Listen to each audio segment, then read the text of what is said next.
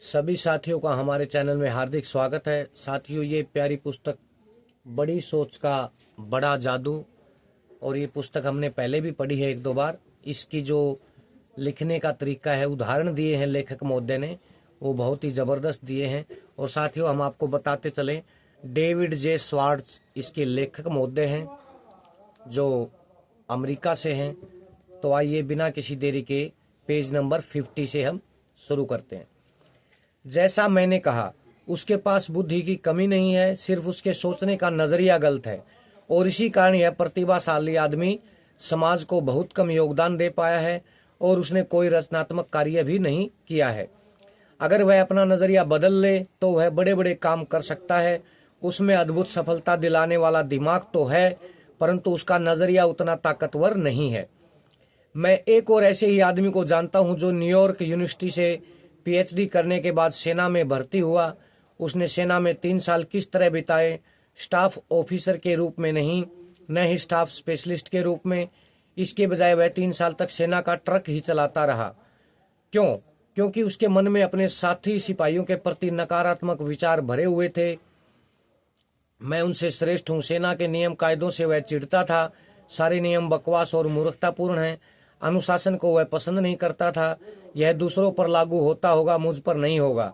यानी कि हर चीज के बारे में उसका नजरिया नकारात्मक था, जिसमें वह खुद भी शामिल था। मैं कैसा मूर्ख था जो इस झमेले में आ फंसा और अब यहाँ से बाहर निकलने का कोई रास्ता भी नहीं ढूंढ पा रहा हूँ। ऐसे आदमी का आदर कौन करता है? उसका सारा ज्ञान उसके दिमाग के गोदाम में भरा रहा और वहीं दफन होकर रह गया। उसके नकारात्मक विचारों ने उसे निठल्ला बना दिया था। याद रखें, आपकी बुद्धि की मात्रा से ज्यादा महत्वपूर्ण है वह चिंतन या वह नजरिया जो आपकी बुद्धि को दिशा दिखा रहा है।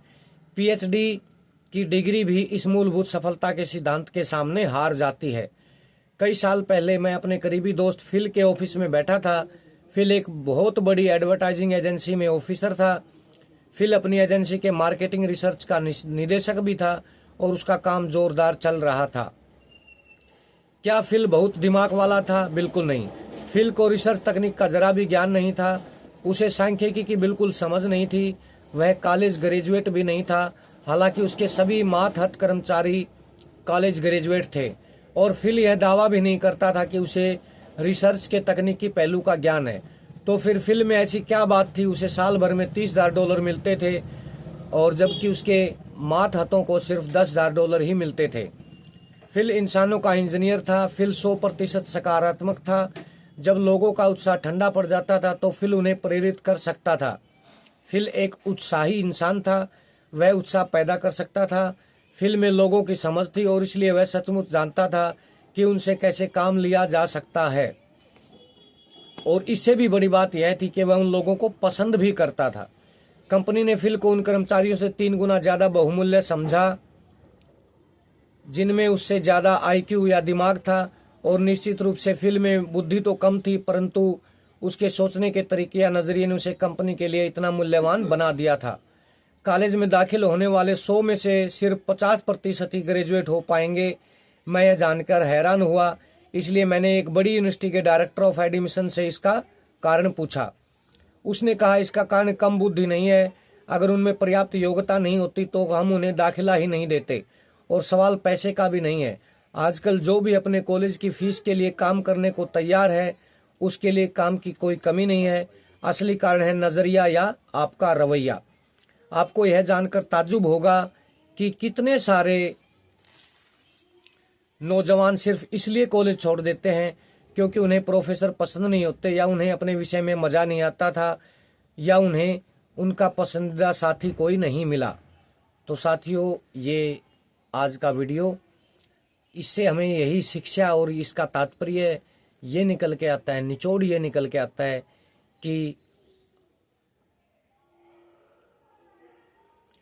आपके अंदर आपकी बुद्धि का, आपके माइंड का, आपके दिमाग का, आपकी सोच का जो नज़रिए का इस्तेमाल करने आने की जो कला है वो होनी चाहिए।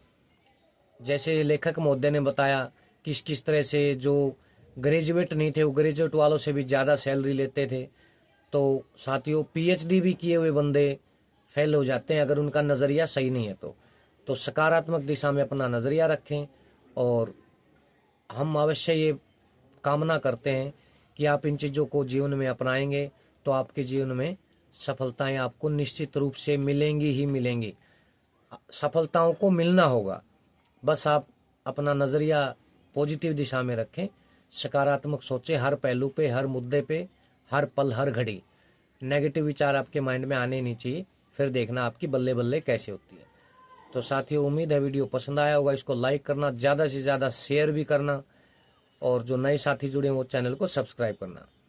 तो साथियों, जल्द मिलते हैं अगले वीडियो के साथ। तब तक के लिए आप सबके प्यार, प्रेम, आशीर्वाद, दुआओं, सहयोग का बहुत बहुत धन्यवाद।